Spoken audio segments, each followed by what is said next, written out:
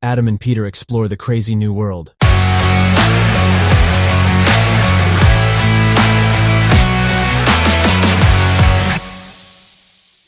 Peter, welcome to the next session of 10 Minutes AI. Well, I wanted to talk about the incredible speed of AI that we encounter like on a daily basis. And if you remember, last week we talked about the 40% of the code that is being created right now is not human generated, which is incredible after just 6 months of progress. So you were skeptical about the future of the programmers. I guess you are still skeptical here, right? I wasn't skeptical. We had just a different opinion what the future of a programmer looks like. So what kind of skills and requirements we will have, and what a job is really what it's about. I think we are clear that there is some changes happening very fast. We just don't know what comes, and we had just a bit of a different opinion. Yes, the speed is amazing. It's really going like crazy. And what I have to say, what I found even more funny than the kind of the speed of the technology is the speed of the announcements of companies saying we are an AI enabled. I see all the companies going like we have the AI enabled, blah blah whatever. So I would say they have not even had the time to develop a single line of code, no matter whether it's the AI or somebody else. Or they have no idea about a strategy, what to do, and they just start out the claim. We are full in the game. Yeah, we are the AI leaders of the pack. And I would go like, what? Yeah, that's the new world. Well, everyone wants to be part of this AI-enabled world. Yeah, it will be part, and this is basically our story. It will be part of every company's DNA at the end. Yeah, I think so. And maybe that's just a bit kind of making fun of things that are going on. People have to say this. If they say we don't believe in it, then they kind of out of the game. Everybody has to sing the song at the moment, no matter whether they can really do it or not. But I really found this interesting to see how much it is also changing our vocabulary. You recall when we started this kind of the sessions like this one, we were like wondering, people have not heard about this thing. Yeah, so it was not long ago since I didn't know much about that. And then we're like, okay, we haven't heard about this one. And now everybody doesn't only want to have heard about it, everybody has a plan for the next 15 years, what they're going to do with it. And that's what I really found interesting. They don't, of course, because they also don't know about the speed of change and what it looks like in 5 years or 5 months. Yeah. How can I say have a strategy for the next 5 years to use the thing? Well, if you look at the progress that in the AI world, it's incredible to predict what will be, how the future will look like in 5 months. So it's incredible. But the only thing you can say is we will be part of the game, and then there's maybe a bit of the overselling of some of those. Anyway. Yeah, well, and I try to listen to as many AI podcasts as possible, so where they discuss the future. And on the Exponential Organizations podcast, Moonshots and Movements, I forgot the name. They had the Stability AI CEO, Emad Mostaque, the guy who created Stable Diffusion, the tool to create photorealistic AI images. And this is like, if you want to understand the future of AI, you just have to listen to these 30 minutes with this guy. It's incredible what he predicts. And this is basically what I wanted to talk to you today. Because the idea, he explained how fast the progress is in the image generation area. So when they released Stable Diffusion in August 2022, it took the tool 6 seconds to create one image. And it was a kind of bad quality image.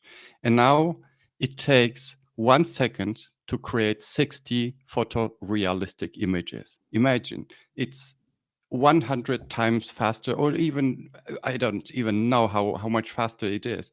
One Mhm. image in 6 seconds, and now 60 images, photorealistic images in Question 1 second. crazy, but the question what I would have is this not technology based? Is this just because they take the same algorithm and just have more computational power? Because people are interested, give them money, and they see kind of we can do this. There are investors throwing things at them, or is it because of the speed of the change of the algorithm itself? What do you think? Well, I guess it's a mixture of both, Mm. because companies like Nvidia, all these companies invest a ton of money in speeding up this whole AI process. So there is definitely the idea that the progress in the computation speed Mm. allows this kind of increase in speed of generation. But on the other side, the one thing that surprised me in his interview was not only the speed but also the size of the database that is needed to create every single image. So if you had to guess, Peter, how big is the database needed to create every single image that is possible? So they Oh, collected like billions, trillions of images, they tagged them, and they created a database that basically looks into the data and creates like a picture of a tiger on a black background in Van Gogh style. So oh my it God. needs to know everything. Yeah, it's I would say really, really pretty big because firstly you have to have a lot of data that Yeah, you learn and you take the learning. Yeah, no. So if I think analytically about this is a loaded question, that's you how know. I know. The That's what I data, expected. the data you would need may be tremendous, but the thing is, what is the algorithm? What is the model that you use? And the model has some parameters, and the number of Mhm, parameters mhm, that you need to have, that's kind of the factor that tells you how much it is. mhm. I have to say I have no idea what Yeah, the how many parameters they have, but it's you would assume in the first place all the images in the world tagged like this, it should be immense of hundreds of gazillions of terabytes. It wouldn't be that big. I'm pretty sure it's much smaller, and people are surprised how you can compress this. And because that's what you in the end have is maybe the number of parameters. It's not yeah, the yeah. images as a source per se. So tell me, I don't know. Well, so the very first version, when they collected every single image, Mm, was 100 terabytes big, which mhm. is Yeah. 100,000 gigabytes. So Mm. this was the very first version, 100,000 gigabytes. So well, it's a gigantic amount of data. The current version is 2 gigabytes.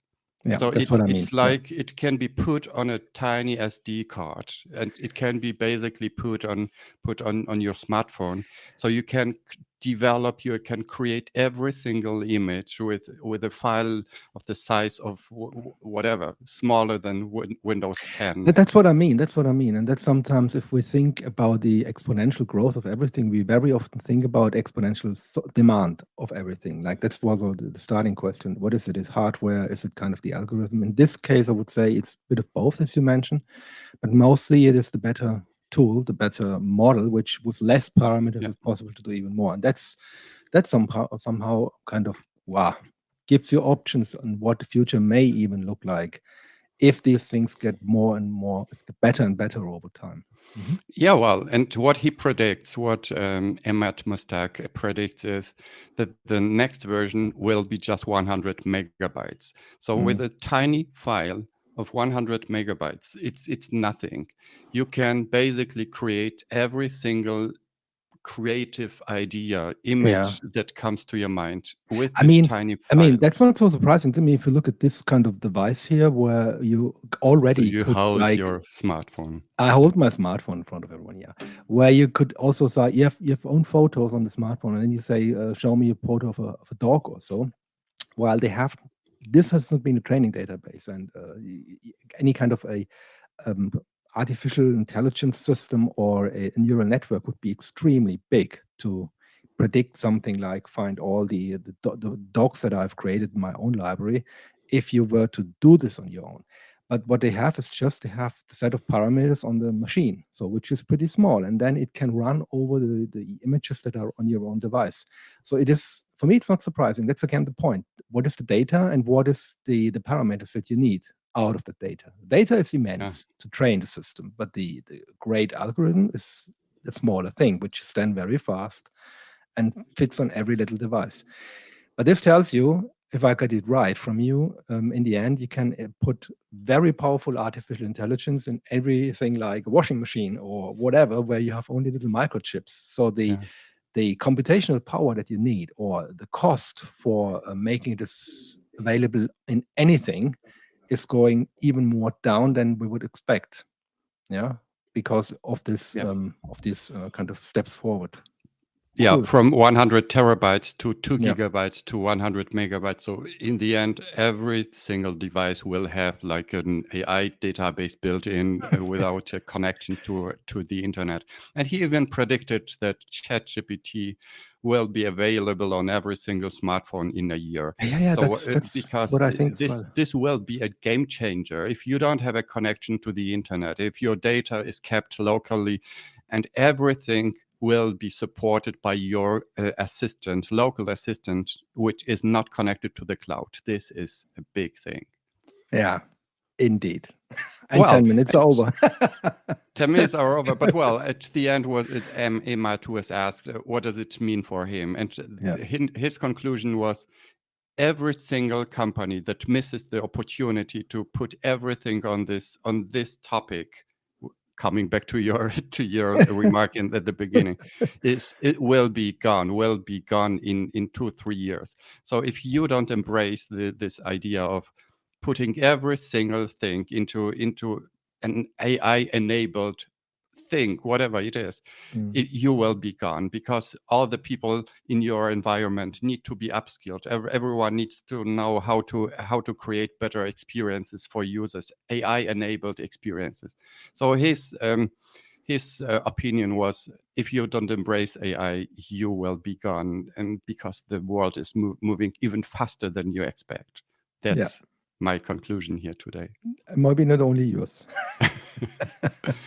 Peter, well, I'm still blown away. So absolutely. Let's leave at this. Let's leave it like this. So like this. Crazy times. Okay.